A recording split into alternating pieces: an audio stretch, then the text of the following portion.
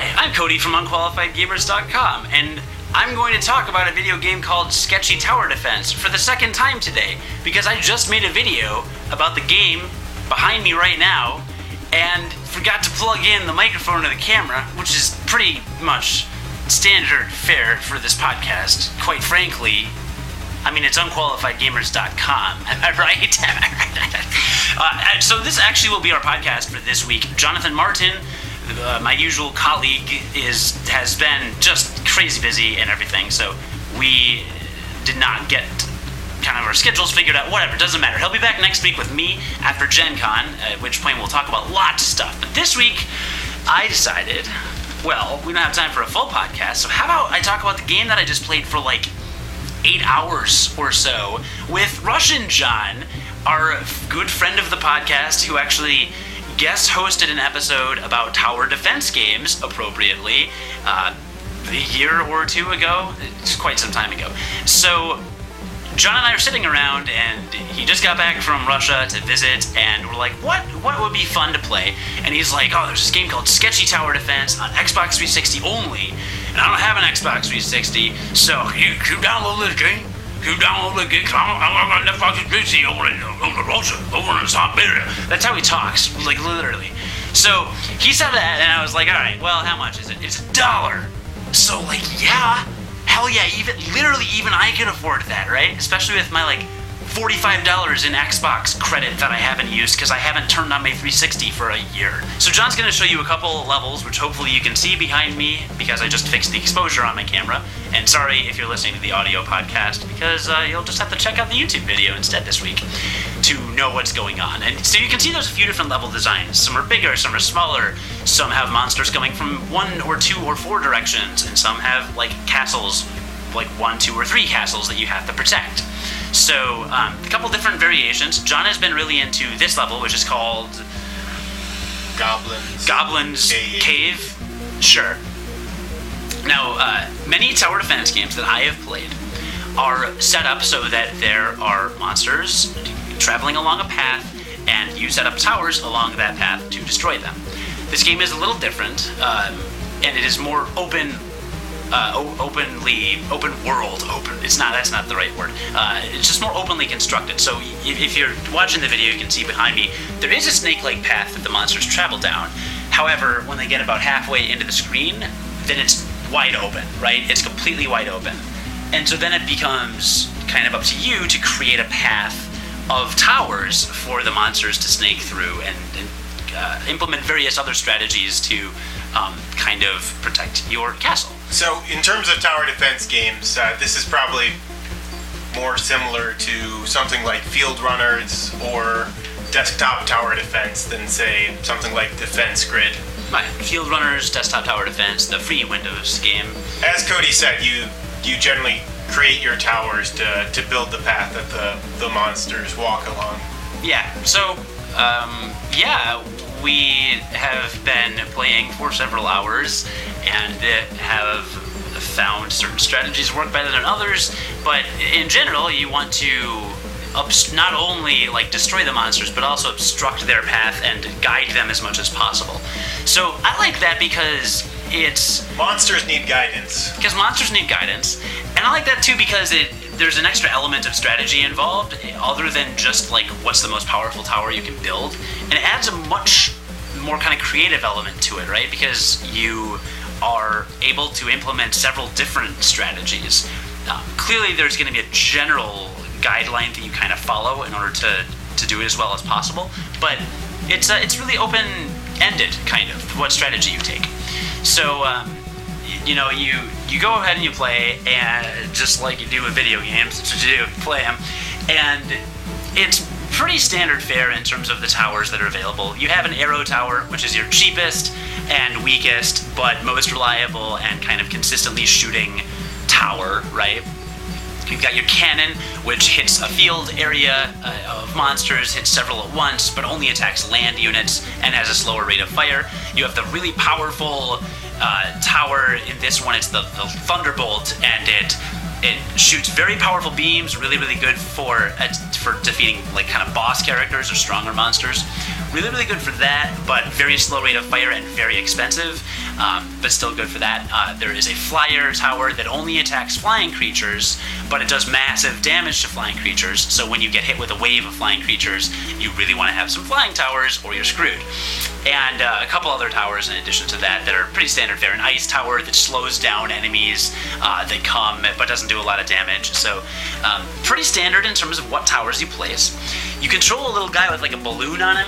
You kind of fly around the map, and when you kill monsters, you collect the coins that the monsters drop, kind of like in, what's that PS3 game? The PS3, Pixel Junk Monsters. Pixel Junk Monsters, that's what I said. So you collect the things like in Pixel Junk Monsters. They're called coins. And that's where you get your currency from. A very, very, very fun aspect of this game is the fact that it's multiplayer. Hence why John and I have been playing for the last pretty much all day at this point, actually. It's like 4 p.m. We haven't really done a whole lot. But we have been playing together. And what's really nice is that I've been doing other things. I've been, if I have to go to the bathroom or I went and made breakfast or got coffee or like whatever, he can just go ahead and start the level, get through the first few waves or whatever. You can pick up and join your friend at any time, which is super cool. So, for example, he's on, wave 9 right now. I could pick up a controller, hit start, and just jump in.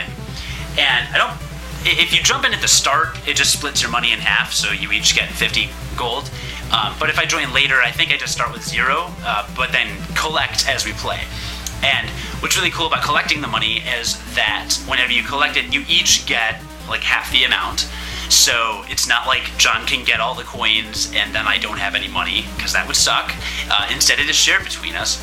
But we each have our own kind of treasury, I guess. And so if I spend all of my money on a bunch of towers, and then John is hoarding all of his money because he's a hoarder, then and I need to upgrade one tower, like I need to upgrade the lightning tower so we can beat this boss that's coming, then he can hit the Y button and just send me a bunch of money, and then I can spend it on that upgrade, and there we go. Great, we are good. So it's really user-friendly. The co-op is local only, no online. But again, the game's $1, so, what are you gonna do? It's nice to have a local co-op tower defense game. The last one that we played extensively was South Park. What was it called? The South Park South Park Let's Play Tower Defense. Go. I think, right? Something like that. 4 years. It's been a while. 4 years, just like how long it's been since this game was released. It's nice to have a local multiplayer co-op or competitive tower defense game, because there's actually a PvP mode. So John and I tried that once. We haven't gotten really into it, but it's basically a split screen. On the top half, I've got a kingdom I have to protect, he's got a kingdom he's got to protect on the bottom half, and the monsters just come in waves like normally in the game, and you just kind of like strategize against each other. There's a little added element of like occasionally a monster will appear in a cage, and if your floaty guy, if your character collects that guy in the cage, I think it sends a monster over to your opponent.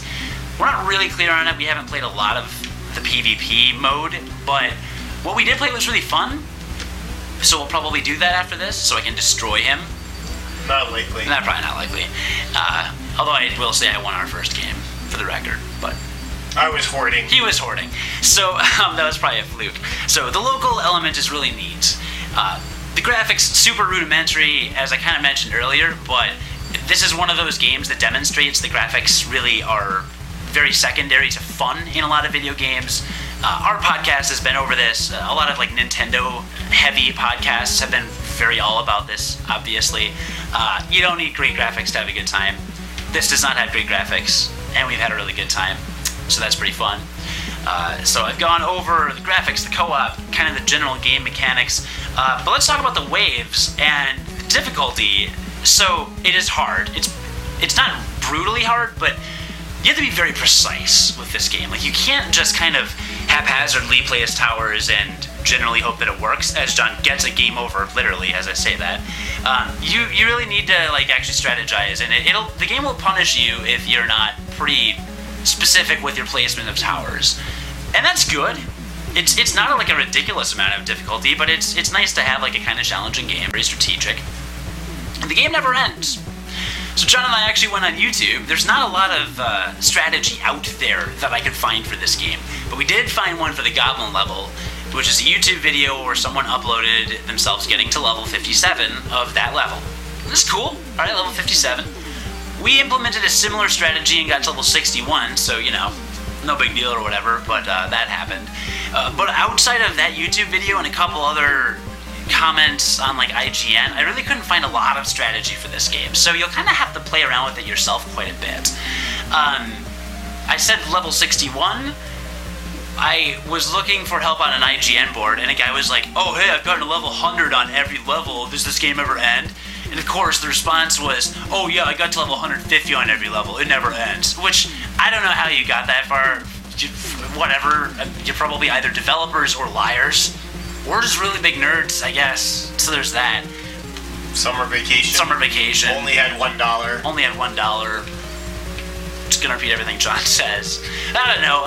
So the game doesn't end. I do know that, according to these people.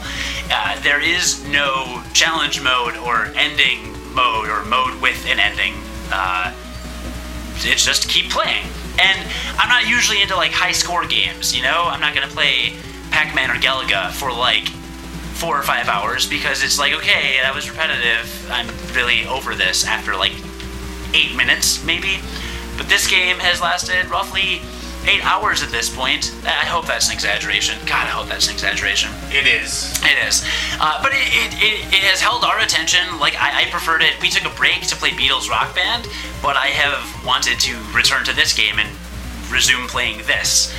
Because it's so good. So that's cool, I guess, if you're into that. Beatles are good and stuff. I'm not trying to knock them, but, you know. Beatles Rock Band is still a better game. It's not a better game. Well, maybe a better game. I don't know. It doesn't matter. It costs more than $1. It does cost more than $1. Although, I don't know. You can probably get it in a bargain bin for pretty cheap at GameSpot these days. GameStop. Stop. So, that's Sketchy Tower Defense. A couple other quick things. There's no music, there's no soundtrack. That's not a problem with me, because I ripped a lot of music to my Xbox 360 to play for custom soundtracks, because one of my favorite things to do in video games is implement a custom soundtrack. That is actually my least favorite thing about Nintendo consoles, is that it is more difficult to impossible to like rip music and use custom soundtracks in games. I mean, Nintendo's got amazing soundtracks, so their games are pretty okay, but, like, how cool would Smash Brothers be? And we play a lot of Smash Brothers, like, a lot. How cool would Smash Brothers be if, even though it had, you know, Brawl had 300 tracks or whatever, how cool would it be able to be if you could, listen to Hannah Montana. If you could listen to Hannah Montana. Or, like, more realistically, get some overclocked remixes from Overclocked Remix, the video game remix website, and pop those on, and then continually have a fresh soundtrack. I love that. I've always been a mark for custom soundtracks. So, with that in mind, I have a bunch of playlists on my Xbox 360, and I've got my network hooked up so I can pull playlists from my computer, so we just listen to my music all day, which was probably horrifying for John, but for me, it was fantastic. So I do like that, but do keep in mind that there is no, like, native soundtrack to this game. And my other main complaint about the game is that sometimes the buttons don't work, which feels like it should be kind of a basic function that should work fine in a video game. The A button is where you place your towers and upgrades and things like that. That works fine. It's the main button. That's good. That works fine. And the joystick is fine. That works. But to select the tower you're going to build, you use the D-pad. And the D-pad on the Xbox 360 is notoriously awful, right? It's like the worst D-pad in the history of video games. Well, even when you like mash it a few times in one direction, sometimes it just doesn't respond. And so you have to keep hitting it until it finally responds. So that's like a weird quirk. And to speed up or slow down waves of monsters, you press the B button, the red button, and that doesn't always work either. So sometimes John and I will be playing, and he'll be like, slow down, and I'll start hitting it, but it won't respond. So John will start hitting it, because I haven't slowed them down, but then by the 4th or 5th time I hit the button, suddenly it's working, so then I sped them up again. So that's a little obnoxious. If you're playing 2-player, just keep in mind maybe one person or the other should speed up and slow down the waves. It's a weird little quirk. It's it can get kind of annoying. It can kind of ruin a couple playthroughs, but for the most part, it doesn't ruin the game. It's just like kind of an obnoxious thing, and it's like $1. It's $1. It's $1. So that's not game breaking or anything like that. And the other drawback that I don't really care about, but there are no online leaderboards or any kind of way to post a score. And in a game that, is very high score oriented, like that's kind of a miss, I guess. I don't really care that much. I'm curious to see what level other players are reaching. Like, did somebody legitimately get to level 200? Is it possible? Like, where are the limits for this game? Where's the threshold?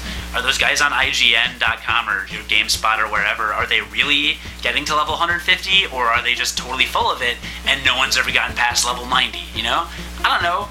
So I'd be curious about that, but again, it's $1, so, I'll forgive that. Because honestly, like, the experience is good enough. Like, we picked up the game and we played it a bunch and had fun doing it, so extra things like online leaderboards and things like that, like, I don't need that to have a good time. I don't need to drink to have a good time. That kind of thing. So, this game don't come with alcohol. I'm talking like John again. He said that. He was like, I like this game cold, but it don't come with alcohol. I don't want to feel with alcohol. That's what I said. That's what he said. So, that's how I feel about that. But anything else? Am I missing anything about Sketchy Tower Defense? Not really. I think we pretty much covered it. It's fun for a few hours. It's fun for $1 if you're looking for, a game you can just pick up and play for 15-20 minutes with a friend who also likes tower defense games. It's one of those games though I wouldn't recommend for long, because you can really get obsessed with it and trying to perfect your strategy, and just you'll end up wasting a large amount of time. Wasting your entire afternoon, pretty much. It's pretty cold out today. It is cold out today. Freezing, in fact. So, no way we could leave. I will say, I kind of almost prefer the endless aspect, because I've played tower defense games with John before, and I've watched him play tower defense games.